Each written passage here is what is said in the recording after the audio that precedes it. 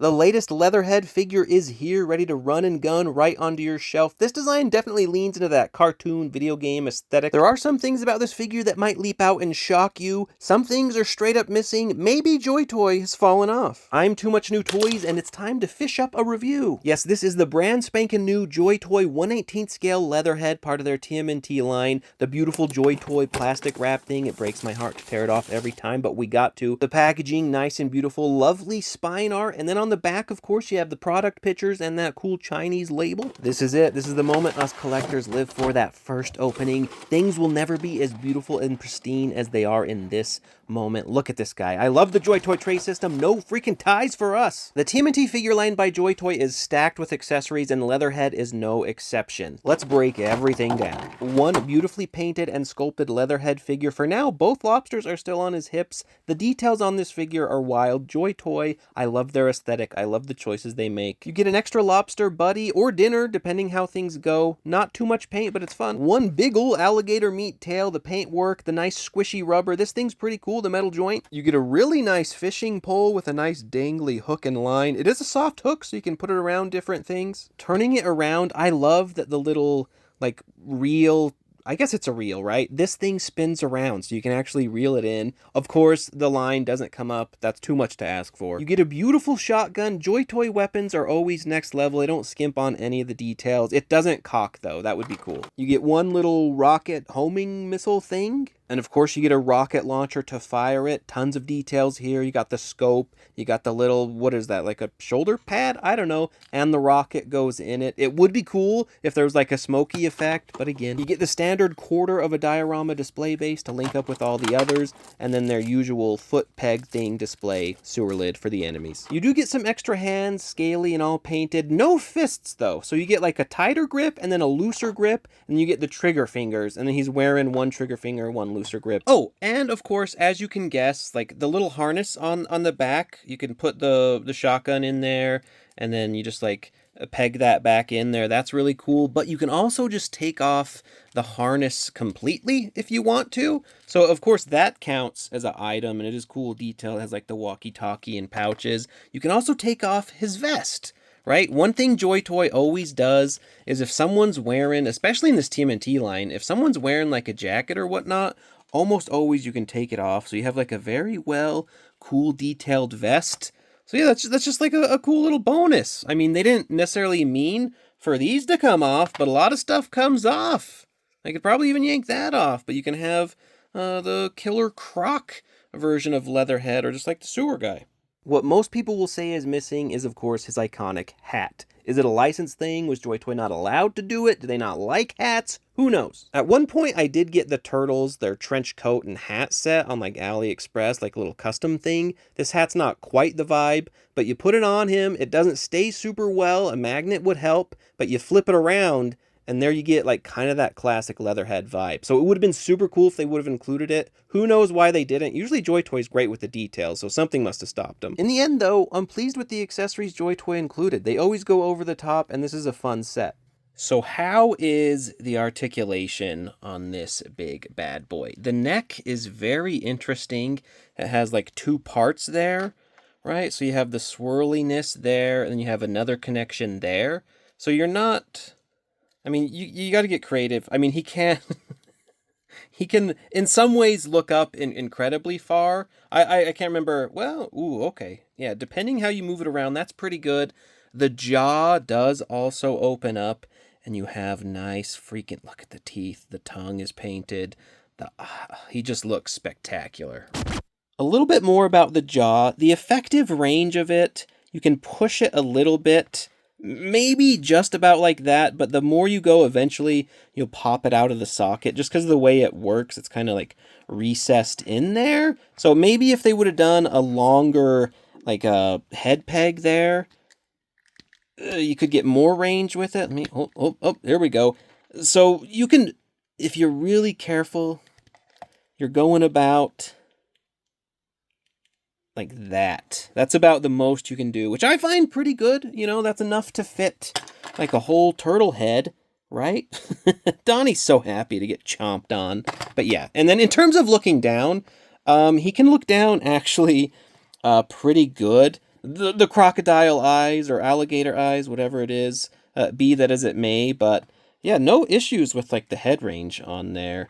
And then if you want to be, and then you have pretty standard, just not like a butterfly or nothing, just a regular like ball joint. Of course, you can do full Townsend. He has the bicep cut, and then he does have double jointed elbows there, right? But again, the sculpt doesn't necessarily allow for a ton of range. So you're getting about 90, maybe if you fiddle with it some, and like you get a little more, but that's fine.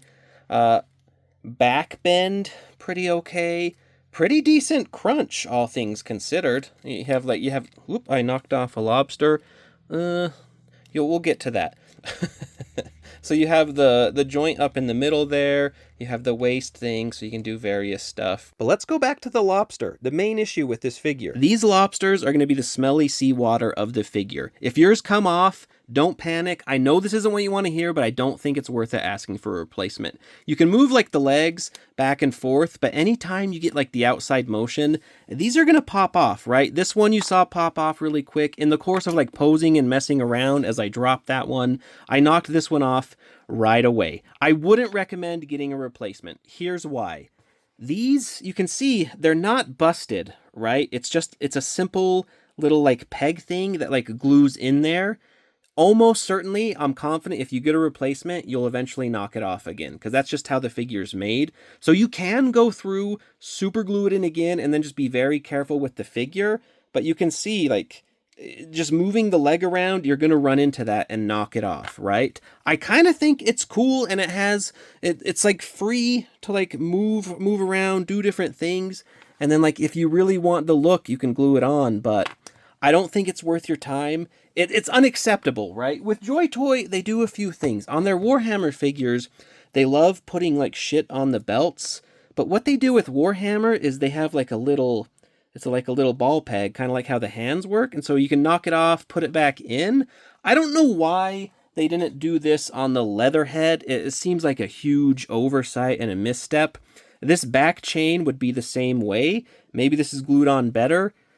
So yeah, like everyone, I'm confident you're gonna knock this off at some point. If it comes in the box already knocked off, it sucks, but I don't think unless they totally redesign and redo the figure, there's anything stopping it. So just get ready to glue, I say, and don't bother getting a replacement, because you'll be replacing it forever, right? Because anytime you go pop, pop, it's gonna catch, you know? I don't know. Am I being crazy? Because what are you going to do? This figure, it's just baked into the design. Like, I don't know, folks. I don't know. There's just no way around it.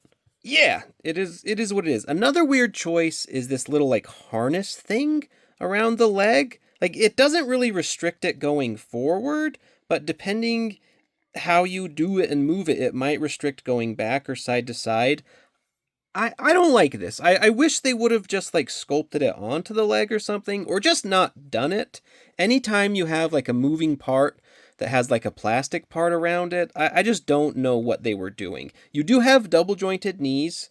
Again, the sculpt matters, how it's sculpted, so you get some good range, but it's limited by his big, thick tree trunk legs. It's just a weird thing there. He does have the metal joints in the hips. You love metal joints. They do it on their bigger figures. The feet, they sculpted the boot all the way on the inside, which is cool. I can't really feel like maybe mine is just stuck and there is some rocker, but it's mainly up and down. And then you have the toe hinge. So the leg articulation, I think, is generally pretty fantastic, right? You're doing stuff like this, but like, again, you're not doing this and not fucking up those lobsters, right? So this figure is just a tale of fucked up lobsters. Like, I don't know. It's baffling, honestly. And now we tell the tale of the tail. This tail is really cool. It's a big, like spongy, wired tail. It has a metal joint there. It looks really nice, and it is bendy, right? So it's interesting because it's big and thick, so you can do a bend on it and it'll hold it, but it's really a matter of where, right? one thing you want to be super careful of. Do you see this? Do you see the end here? That's the wire poking out. And this is a big, thick, strong wire, so it's pretty crazy. And I don't know, maybe if I just got unlucky, maybe it's meant to be more deeper in and mine's just very shallow at the surface. You want to be very careful. And you can feel it. It's strange. You can feel it like bending around. It's the thickest wire of a bendy wire I've ever seen, right? But you want to be super careful. If you're bending like the back end, you're gonna rip it right through the plastic there. What I've been trying to do is like you pull the tail down, and I'm trying to like drive the wire in deeper so it doesn't do that. But always make sure if you're bending this, find the end of the tail and bend it there. And any bend you do it there so you're not gonna risk ripping out of the plastic. I wish they would have done like a full wire. And then maybe at the end, like they do like a plastic cap that the wire goes into. And I don't know how feasible that is, but this could be a big issue of people like ripping through the tail or whatever. So just be very careful, be mindful. You can get a lot of cool bends on this guy, but you don't want to be ripping him apart. But goddamn, look at him. Look at him. Look at this beast. The metal thing goes on really good. He's biting off Raph's head. It's just a fun freaking figure. And then here's a size comparison where he fits on the line. With the low end, with like the Turtles, Bebop and Rock, Bullseye. You got Razar back there. The Triceratons onto Krang. So he's a big boy, but he's not the biggest in the line. This isn't even all the figures, but this is like the size range you can go to. JoyToy has made such a wild line of figures. I mean, this is just a smattering of it, but I love the size variation, and you get such a taste of like how big these heavies are, right? Goddamn. In the end, despite its very obvious flaws, this figure is pretty great. It's just plain cool making different group scenes. The Turtles trying to fight Leatherhead. Maybe they try to subdue him, battle it out. With all his accessories, it's a literal blast. You can do fun things like making Krang's android head into a piñata. But I'll always love ripping Raph in half. Maybe you chomp on his head for a snack. Who knows? Video game fun like punching Leo in the back always cracks me up. It would be cool if he had his hat to really complete the look. But you know, it's an awesome alligator figure nonetheless. The real question is, when are we going to get a run and gun action hero Leatherhead game? Come on. If you do want to pick up this figure after all that, my link is in the description for LT Cave. They have great prices. He's in stock, ready to ship out. I love these guys. It's always a good time. And let me know in the comments, is this figure and his issues a deal breaker for you? A must buy? Should JoyToy redesign the whole thing? Let me know.